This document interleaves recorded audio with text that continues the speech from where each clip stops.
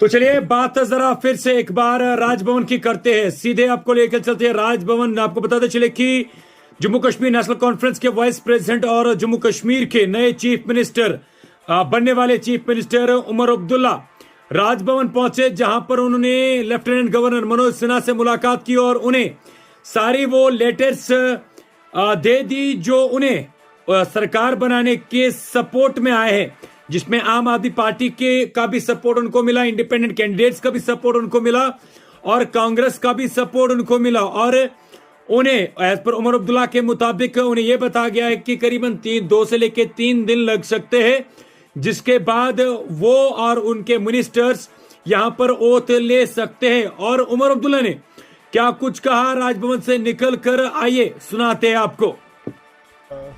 मैं अभी राजभवन से वापस आया हूं। माननीय लेफ्टिनेंट गवर्नर साहब से मेरी मुलाकात हुई।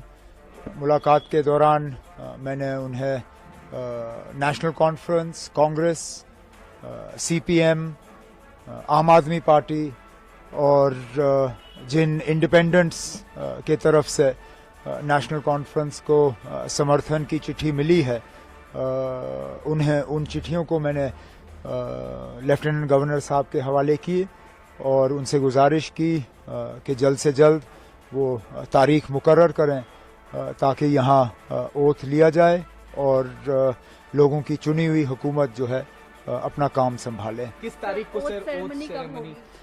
अब ये लंबा सिलसिला रहेगा, क्योंकि ऐसा नहीं है कि एक इलेक्टेड गवर्नमेंट को दूसरे इलेक्टेड गवर्नमेंट का जो है में तब्दील होगा। सेंट्रल रूल है, यूनियन टेरिटरी है और गवर्नर साहब को एक अपने कागज तैयार करके पहले राष्ट्रपति भवन भेजने हैं। राष्ट्रपति भवन से वो फिर होम मिनिस्ट्री में जाते हैं। होम मिनिस्ट्री अपना उसमें प्रोसीजर करके वो जो उनको अपनी कागजी कार्रवाई करनी होती है वो सारा करके वापस आ जाता है। तो फिलहाल हमें ये कहा गया है कि इसमें 2-3 दिन तो लग ही जाएंगे।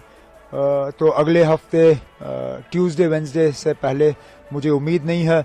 उम्मीद की जा रही है कि अगर ये सारा जल्दी हो जाता है तो वेंसडे को हम ओथ सेरेमनी यहाँ कर लेंगे। ऐसा कयास लगाया जा रहा था कि इंडिया अलायंस के तमाम बड़े नेता इस ओथ सेरेमनी में मौजूद रह सकते हैं, तो किन अब आप अभी वो आप फारूक साहब से बात करिए।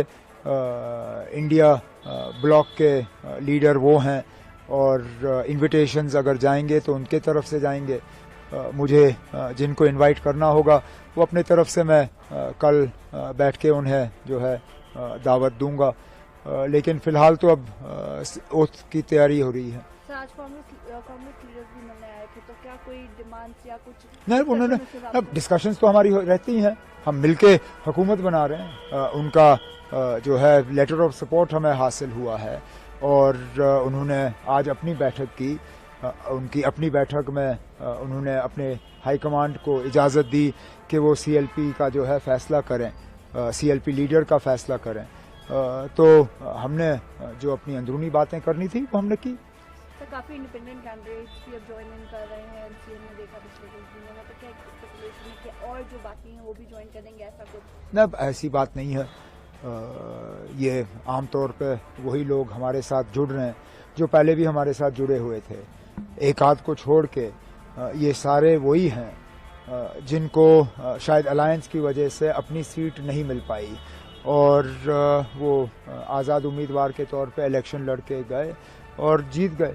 अब वो अपने नेशनल कॉन्फ्रेंस के साथ में वापस आना चाहते हैं और एक आध ऐसा है जो नेशनल कॉन्फ्रेंस में रह के हमारे साथ एक नया रिश्ता कायम करना चाहता है, जिसकी हमने सराहना की, जिसको हमने वेलकम किया। और इन्हें लोगों के वोट हासिल हुए क्योंकि लोगों की उम्मीदें हैं कि उनके इलाकों में काम होंगे और मेरा फ़र्ज़ बनता है कि उनके मैं जो है हाथ पकड़ के उनके इलाकों में उनकी मदद करूं। सर एक आखिरी सवाल, इल्तिजा मुफ्ती जी क्लेम कर रही हैं कि बिज बिहारा में एनसी के वर्कर्स जो है वैंडलिज्म कर रहे हैं, they are attacking their workers. How do you? मुझे कुछ नहीं कहना इसमें। ये अब अगर किसी तरह का सबूत है तो वो पेश करें। जिनके खिलाफ इल्ज़ाम लगे हैं वो तो उनके खिलाफ अब केस करने के लिए तैयार हैं, डेफेमेशन के। अब ये अदालत को फैसला करने दीजिए कौन सही है कौन गलत। सर जम्मू डिवीजन के इग्नोरेंस का एक बड़ा आरोप लगा। कोई इग्नोरेंस नहीं है ना, कोई